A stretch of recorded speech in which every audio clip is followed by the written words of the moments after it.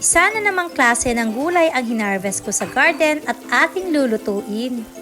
Hi everyone! Another day, another cooking vlog dito sa bukid. Tawang-tawa nga ako nung mga oras na to kay Ate Yanyan. At dahil parehas nga kaming mahilig sa sitaw, eto nga at nag-uunahan na naman kaming mamitas. Pero sabi niya, konti lang naman daw yung kailangan niya. Pero supposedly, ako talaga ang mamimitas dyan.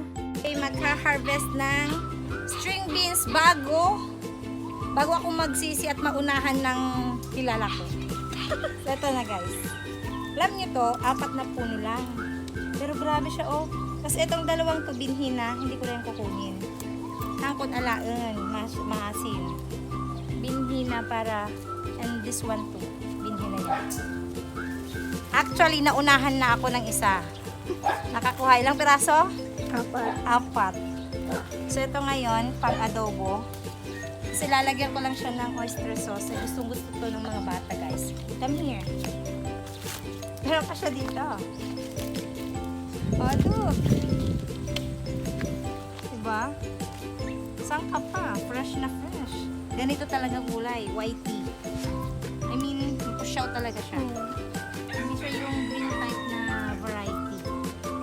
So, yun guys. Magtitira lang naman ako ng binhi. 1, 2, 3, 4. Tapos may upcoming na naman. Ayun. Binilang ko talaga. Baka mamaya kunin na naman yung mga. So, ito na. May pang-adobo na ako.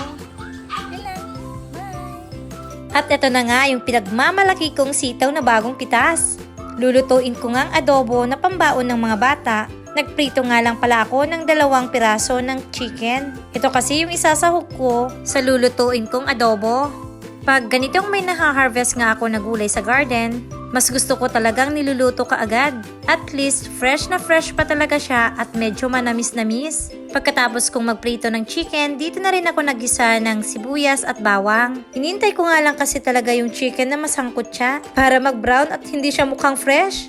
Ito talaga yung perk ng nakatira dito sa bukid. Kasi sa gulay pa lang ay talagang malilibre na. Mabuti na lang talaga at may tatay kaming masipag. Pag nagluluto pala ako ng adobo ay hindi siya purong toyo. Naglalagay nga ako nitong konting oyster sauce. Bawal nga kasi sa panganay ko ang toyo. Alam nyo ba, ganitong nagtitipid talaga ako sa buhay? Ang ginagawa ko na lang, kung ano yung mga available na gulay sa garden, yun na lang talaga yung kinokonsume ko. Pero nag-iisip nga lang talaga ako kung anong luto. Para syempre kahit yun at yun pero paiba-iba ang luto, hindi magsasawa yung mga bata. Isa pa talagang sinasanay ko sila sa pagkain at pag-ulam ng mga gulay. Mabuti na lang talaga at mahilig din sila. Gabi ko nga pala to niluto para kinabukasan ito na rin yung magiging baon nila. Baon at almusal na nga rin yung ginagawa ko. At ito na ang aking adobong sitaw. O siya, paano? Bukas ulit. Maraming salamat sa panonood.